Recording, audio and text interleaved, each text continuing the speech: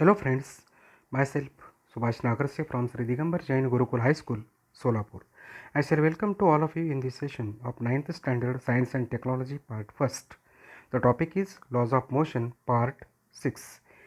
In this session we are going to discuss on uniform circular motion, balanced and unbalanced force, Newton's first law of motion and inertia. Friends, in the previous session of laws of motion part 5, we have been discussed with the following important subtopics, that is velocity time graph for uniform acceleration, equations of motion, that is v is equal to u plus at, s is equal to ut plus half at square, and v square is equal to u square plus 2as. Also deriving these equations of motion using the graphical method. So friends, today we will discuss with uniform circular motion. So uniform circular motion is the motion of the body following a circular path. When an object moves with constant speed along a circular path, the motion is called uniform circular motion. For example, motion of an artificial satellite orbiting the earth, motion of a clock hand, motion of bicycle wheels, electrons moving perpendicular to a uniform magnetic field. When an object goes around in a circle, the description of its motion becomes interesting in many ways. To better understand the circular motion, let us look at the example.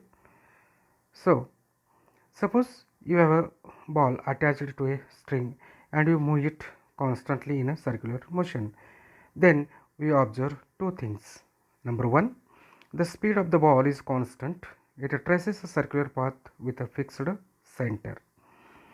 At every point of its motion, the ball changes its direction. Therefore, we can say that in order to stay on a circular path, the ball has to change its direction continuously. You can observe in this figure, the direction of velocity is changing continuously. So friends, we will continue. If an object moves along a circular path of radius r, takes a time t to come back to its starting position, its speed can be determined using the formula given below. Speed is equal to circumference upon time. Therefore, you can write speed is equal to circumference is equal to 2 pi r upon time t. Determining the direction of velocity in uniform circular motion. An object moving in uniform circular motion is moving around the perimeter of the circle with a constant speed. While the speed of the object is constant, its velocity is changing. Velocity, being a vector, has a constant magnitude but a changing direction. The direction is always directed tangent to the circle, and is the object turns the circle, the tangent line is always pointing in a direction. For example, the coin and the disc experiment that we already know. This one, friends, the coin will be thrown off in the direction of the tangent, which is perpendicular to the direction of disc. Thus, the direction in which it gets thrown up depends on its position at the moment of getting thrown up. It means that as the coin moves along a circular path, the direction of its motion is changing at every point. So now we'll just observe the figures and think on that.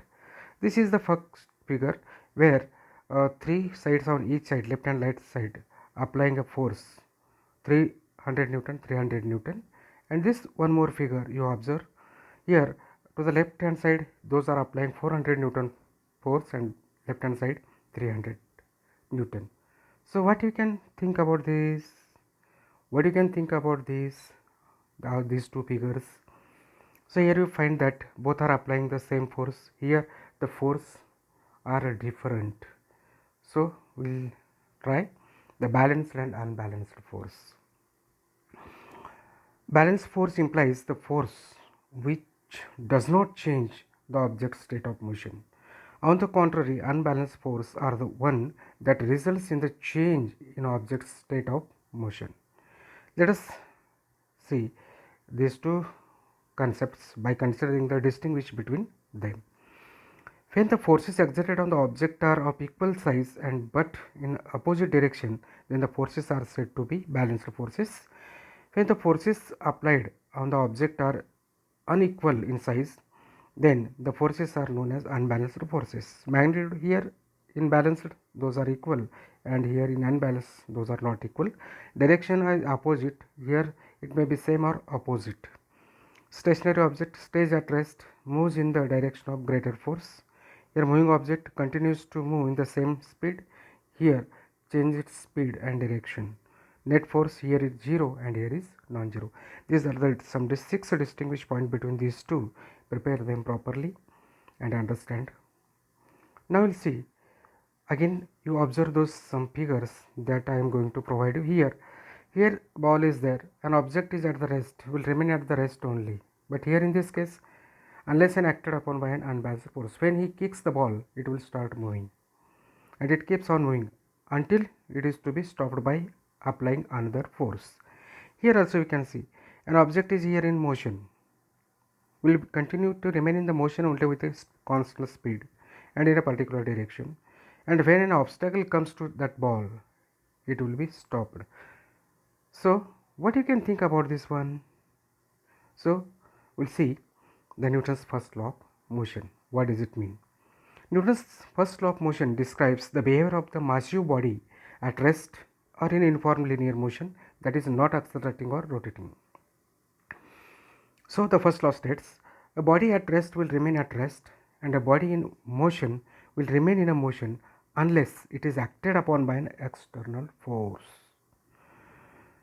This simply means that things cannot start, stop or change direction all by themselves. It requires some force acting on them from the outside to cause such a change.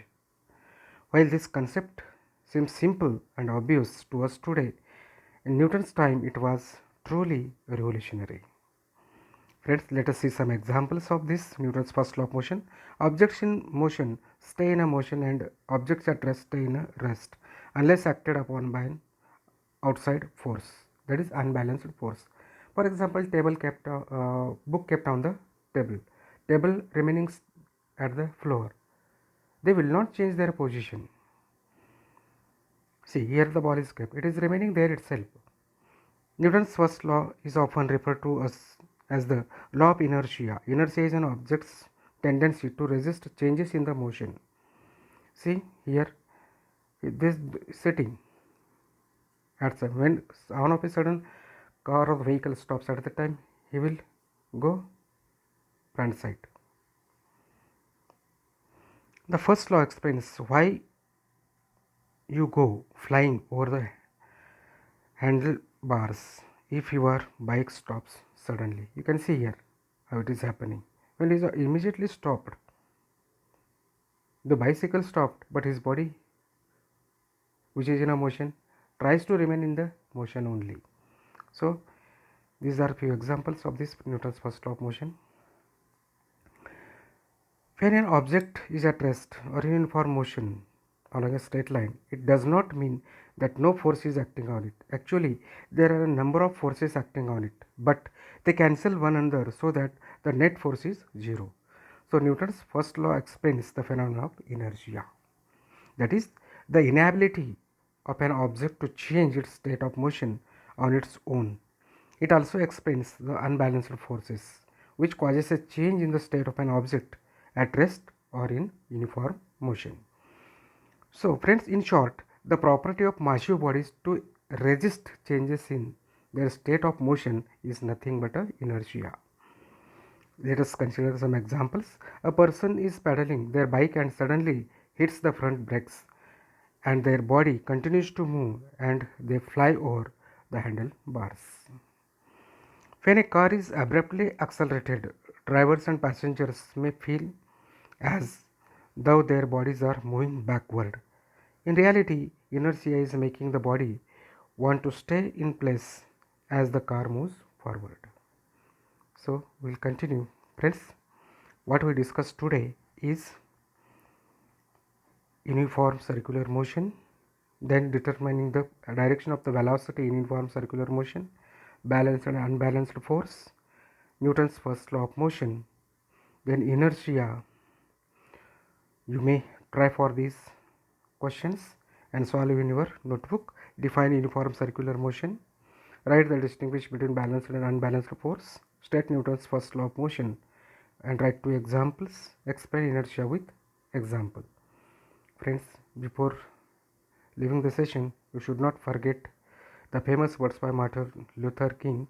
The time is always right to do what is right. Very nice sentence. So please, if you like this video, subscribe and share. So with these words, I would like to say thank you.